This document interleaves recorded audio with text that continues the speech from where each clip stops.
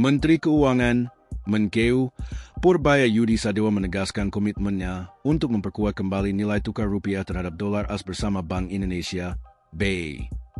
Dalam upaya tersebut, ia menyampaikan bahwa dirinya telah berdiskusi dengan Gubernur BI Peri Warjio untuk menetapkan target penguatan rupiah dalam waktu dekat.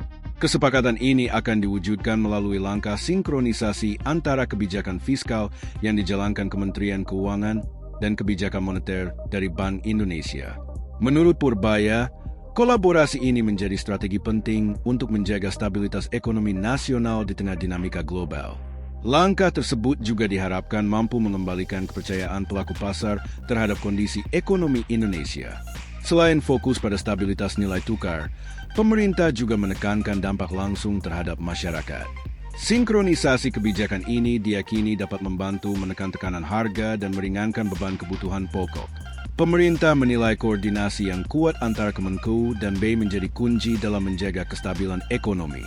Dengan strategi tersebut, penguatan rupiah diharapkan dapat berjalan lebih terarah dan berkelanjutan. Tentunya kalau kebijakan udah menyatu seperti itu, sinergi penuh harusnya akan mengembalikan kepercayaan pasar ke nilai tukar rupiah, sehingga rupiah akan meningkat secara signifikan dari level yang lebih tinggi sekarang, kata Purbaya di Gedung DPR RI, Jakarta, Sabtu, 6 Juni 2026. Dengan nanti kebijakan lebih bagus itu, kita akan melihat rupiah yang lebih stabil sehingga para pedagang tahu tempe dan ibu-ibu rumah tangga juga bisa merasakan harga yang lebih baik dan tidak terbebani lagi beban hidupnya. Tidak mengalami kenaikan beban hidup yang terlalu signifikan, imbu dia. Dalam kesempatan yang sama, Peri mengungkapkan pihaknya telah menyiapkan langkah untuk mencapai target tersebut. Ia mengatakan BI akan berfokus menarik kembali modal asing dan menjaga ketersediaan likuiditas. Peri juga menegaskan komitmen Bank Sentral dalam menjaga stabilitas perbankan dan pasar uang nasional di tengah melemahnya rupiah. Yang pertama adalah meningkatkan daya tarik atau imbal hasil supaya portofolio inflows kembali masuk. Dengan kenaikan bunga luar negeri memang itu ada outflows. Jelasnya. Nomor 2 adalah sama-sama menjaga kecukupan likuiditas di pasar uang dan perbankan dengan cara pengelolaan kas pemerintah tetap di BI, lanjut Peri. Sebelumnya, Purbaya menolak usulan untuk menggelar rapat darurat bersama Komite Stabilitas Sistem Keuangan, KSSK, terkait melemahnya nilai tukar rupiah. Sebab, kata Purbaya, ia sudah menyerahkan wewenang untuk mengelola stabilitas nilai tukar rupiah kepada Bank Indonesia, BI. Menurut Purbaya, BI telah menjalankan kebijakannya secara baik. Anda melihat saya panik? Enggak.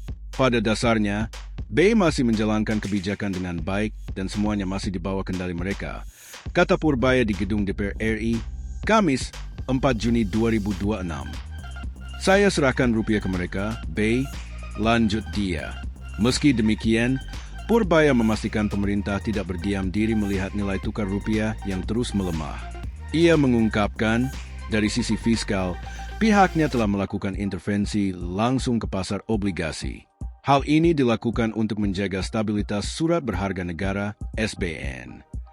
Mungkin 8 triliun rupiah lebih yang diobligasi ya. Tapi katanya nggak boleh diomongin, nggak apa-apa biar Anda tahu saya intervensi sedikit. Terus yield yang 10 tahun kan relatif stabil, cenderung turun. Jadi dampaknya ada ke surat utang kita, pungkas dia. Peringatan dari DPR. Di tengah melemahnya nilai tukar rupiah terhadap dolar AS, anggota Komisi 11 DPR RI, Putri Komarudin, meminta BI agar segera melakukan antisipatif.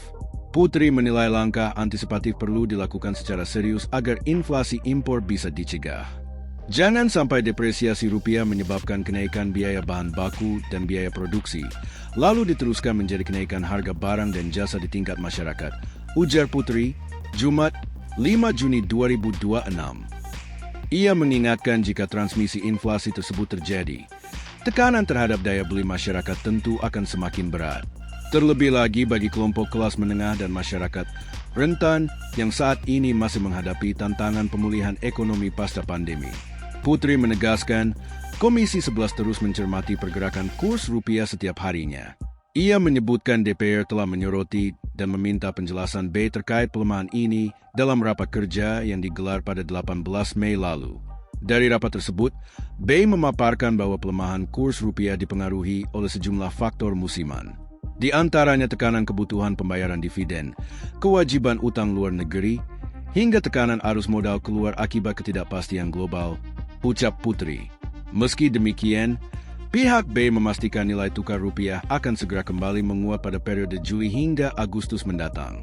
Sebagai langkah konkret dan strategi lanjutan untuk memperkuat stabilitas kurs rupiah, dalam rapat Dewan Gubernur RDG terkini, BEI juga telah memutuskan untuk menaikkan suku bunga acuan sebesar 50 basis poin menjadi 5,25%.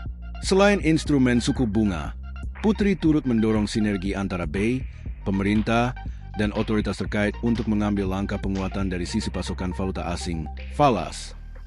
Salah satunya melalui optimalisasi devisa hasil ekspor, DHE.